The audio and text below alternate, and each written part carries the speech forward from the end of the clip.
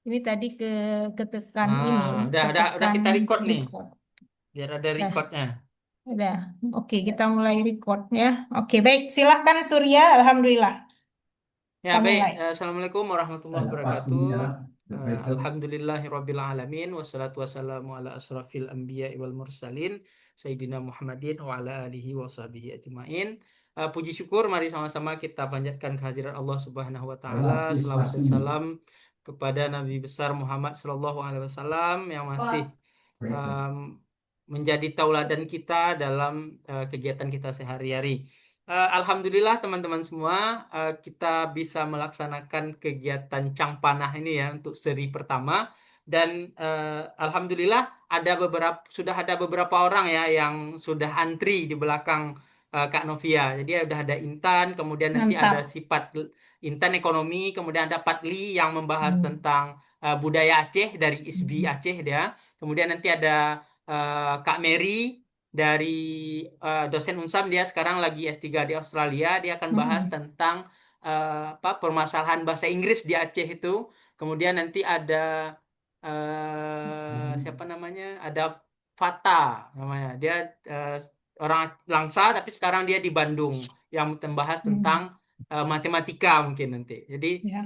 alhamdulillah apa ya tanggapan untuk kegiatan ini itu sudah lumayan ya. Jadi memang Hmm. nanti pesertanya itu kita usahakan sesuai bidang masing-masing ya. Kalau misalnya malam ini itu tentang pertanian, kita coba untuk mencari ke pertanian gitu. Kemudian nanti ketika pendidikan kita cari ke arah pendidikan ekonomi gitu juga. Dan yang lintas juga nggak apa-apa ya, karena kan ada orang yang jurusannya pendidikan mungkin tertariknya ke politik atau apa gitu. Ya. Jadi eh, ya seperti yang kita lihat di grup ya. Jadi ini kegiatannya sebenarnya spontanitas kita buat biar ya ada kegiatan lah gitu, biar kita bisa Hmm. ketemu, bisa bersharing ya, Oke. bisa sharing ilmu sambil santai-santai aja gitu. Jadi nggak usah formal-formal kali kegiatannya. Dan harapannya ya ini saya berharap ini bisa berlanjut ya ke seri 2 3 4 dan seterusnya gitu. Insya Mungkin Allah. demikian dulu tanggal apa sambutannya. Kita masuk ke perkenalan pemateri kita untuk malam hari ini. Pembicara kita ada Hmm. Kak Novia Mehra Erfiza ya, STP M Agrik. Jadi Kak Novia ini bagi yang belum kenal adalah dosen di USK dan beliau ini memang orang nomor satu mungkin ya paling aktif di Mata Garuda untuk saat ini gitu. Jadi kalau ada acara apa namanya draw ke draw ya bagi ada Hmm. apa wawancara simulasi wawancara itu pasti selalu ada Kak Novia. Jadi Kak Novia juga pengurus ya, pengurus Mata Garuda 2000 dua 2000 ribu berapa tuh dua Kak? dua Sampai 2022 2018 kalau Hmm. nggak salah ya 2000 Ya, ya 2000 begitulah. ya, masa Intan lah ya. Ya 2019 2022 gitu. Jadi Hmm. bukan orang baru lagi sebenarnya Kak Novia ini. Ya mungkin demikian perkenalannya. Jadi kalau nanti teman-teman memang ada mau bertanya lagi tentang Kak Novia boleh. Kemudian boleh juga bertanya tentang materi yang dibahas malam ini. Atau juga boleh mungkin ada yang dari pertanian mau S3. Mungkin mau bertanya Hmm. gimana sih suasana kuliah S3 itu. Apa sih yang paling penting di S3 itu. Itu boleh nanti bertanya teman-teman. Mungkin demikian untuk pembuka dulu dari saya. Untuk selanjutnya saya persilahkan Kak Nupia untuk memaparkan materinya. Silakan Kak. Bismillahirrahmanirrahim. Rabbi shrah li sadri wa yassir li amri wa hlul 'uqdatam min lisani yafqahu qawli. Assalamualaikum warahmatullahi wabarakatuh. Ya, alhamdulillah rabbil alamin. Allahumma sholli ala Muhammadin wa ala alihi wa sahbihi ajmain. Ya, segala puji kehadirat Allah ya, sudah ya melalui rezeki ya, rezeki yang diberikan melalui LPDP ini ya, saya bisa melanjutkan S3 di bidang pangan dan penelitian saya kebetulan memang tentang sebenarnya intinya menyiapkan bahan kimia untuk proses penanganan pasca panen. Nah, tapi seharusnya ya penanganan pasca panen yang saya lakukan itu penelitiannya itu di Australia terhadap buah-buahan di Australia, tetapi karena satu dan dua hal, ada dua hal, sehingga profesor saya itu menyetujui eksperimen terakhir untuk penanganan pasca panennya itu boleh dilakukan di Banda Aceh ya, di Universitas Syah Kuala dengan bahan bakunya berupa buah-buahan tropis Indonesia ya. Tadi nanti itu akan saya ceritakan juga latar belakangnya kenapa saya memilih buah yang yang menjadi sampel penelitian saya. Nah, di sini karena tadi Surya bilang kalau bisa diinikan juga digambarkan juga gap penelitian apa kayak gitu ya, objektif penelitian juga mungkin menjelaskan juga seperti apa sih penelitian S3 gitu. Kenapa juga sampai akhirnya saya menelitinya ini gitu. Kenapa memilihnya juga buah ini. Nah, gitu ya.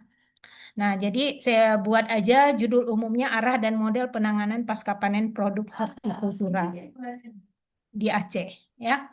Nah, ini juga di sini saya akan menceritakan juga nanti mungkin di akhir kendala yang saya alami selama penelitian ini, eksperimen ini. Jadi memang kalau kita sekolahnya di negara maju ya, tuh, ketika pulang kita kembali culture shock karena kita belajar high teknologi di negara maju. Ketika pulang kita downgrade ya teknologinya gitu kan. Nah, jadi akhirnya mencari cara gimana sih supaya penelitian yang saya lakukan di luar negeri, di negara maju itu bisa saya lanjutin ketika saya pulang. Nah, karena waktu saya S2 tuh, saya S2-nya di Jepang, teknologinya terlalu tinggi, ketika pulang tuh kesulitan nyari alatnya gitu kan. Nah, jadi sekarang nyari yang simple tetapi aplikatif buat Indonesia gitu ya, buat Indonesia secara umum gitu. Nah, dan insya Allah mudah-mudahan bisa dipraktekkan untuk Aceh gitu ya. Nah, karena saya penanganan pasca panen ya, ini kalau kayak Novita dia nyambung dia ya, karena kebetulan Novita bidangnya sama gitu ya. Nah, penanganan pasca panen produk hortikultura, terutama buah-buahan ya. Nah, di sini akan saya berceritanya tentang Kak, produk screennya kita nggak kelihatan. Kayaknya udah di, kelihatan ya. ya, Coba has post screen saya shop sharing. dulu,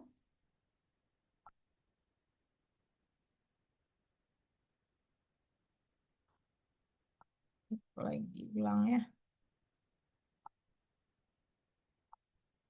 Nah, gimana? Udah kelihatan? Udah. Sudah, Kak. Udah ya? Oke. Nah, untuk produk hortikultura itu dia termasuk buah dan sayur-sayuran segar gitu ya. Nah, itu termasuk produk hortikultura. Tapi di penelitian saya eh, mengambil sampelnya itu adalah buah, buah-buahan ya. Nah, kalau secara umum penanganan pasca panen produk hortikultura itu banyak ya. Salah satunya kita kalau mau bikin mau beli buah, setelah beli buah itu biar awet, pastinya kalau di rumah kita simpannya biasanya di mana? Di kulkas ya. Nah, di kulkas ya. Ya, Jadi betul, itu Kak. penanganan pasca panennya itu adalah penyimpanan dingin, cold storage. Nah, ada beberapa penanganan pasca panen lain yang juga dilakukan di industri. Nah, kalau di negara maju pakai cold storage itu nggak ada masalah. Bahkan mereka punya mobil-mobil box yang punya cold system ya. Jadi pakai pendingin gitu ya. Nah, kalau di Indonesia itu mahal. Nah, sehingga itu sangat jarang digunakan di Indonesia gitu.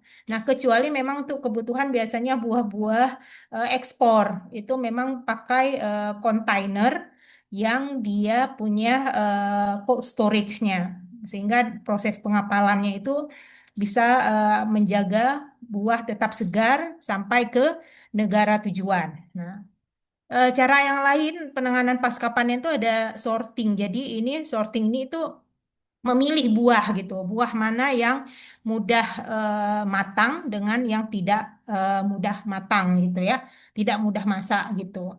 Nah, kemudian ada juga proses spray fungisida. Spray fungisida ataupun dia juga ada proses pencelupan dipping. Nah, kalau di sini ada gambar saya tuh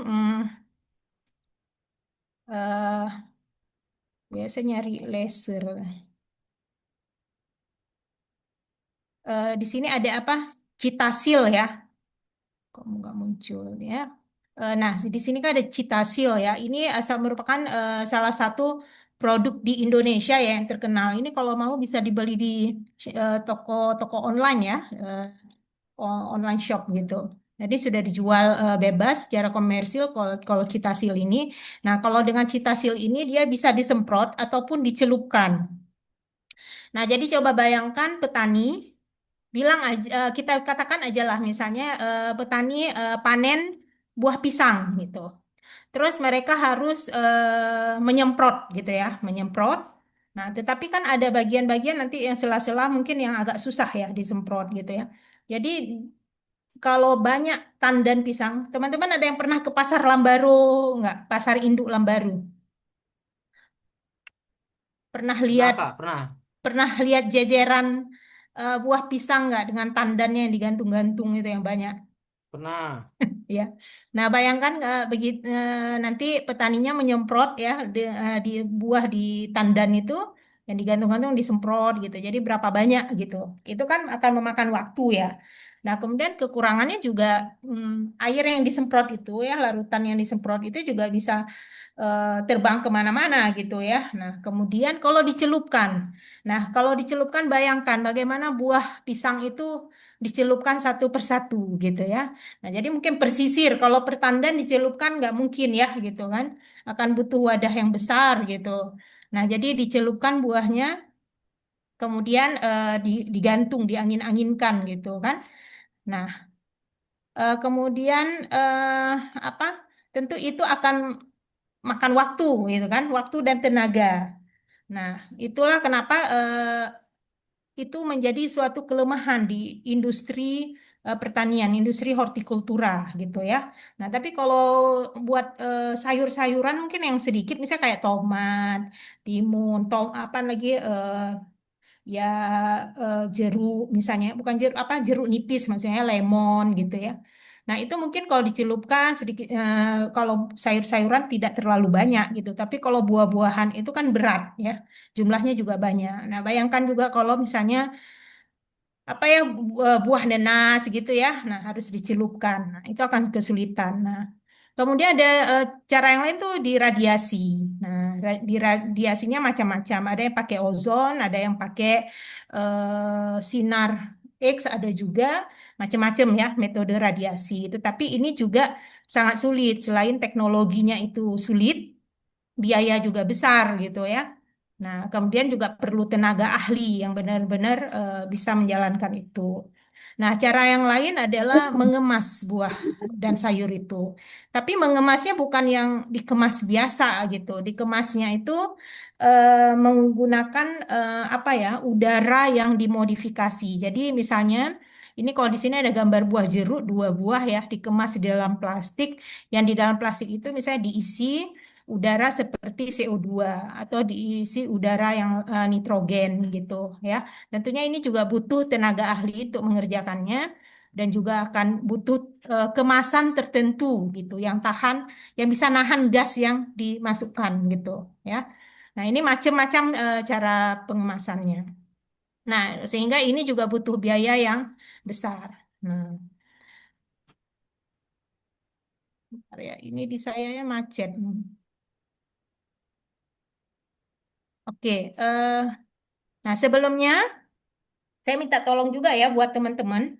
Walaupun ini tadi Surya merekam ya gitu ya. Tetapi tolong slide berikutnya, terutama yang ada logo Universitas apa University of Queensland itu tolong tidak direkam ya.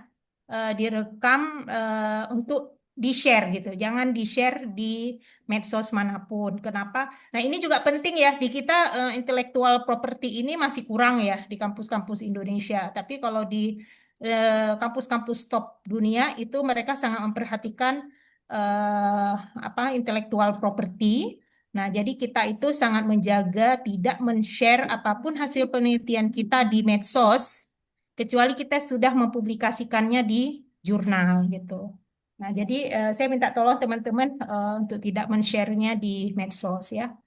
Ini Hmm. rekamannya kita matikan aja dulu Kak. Ya, boleh. Boleh ya?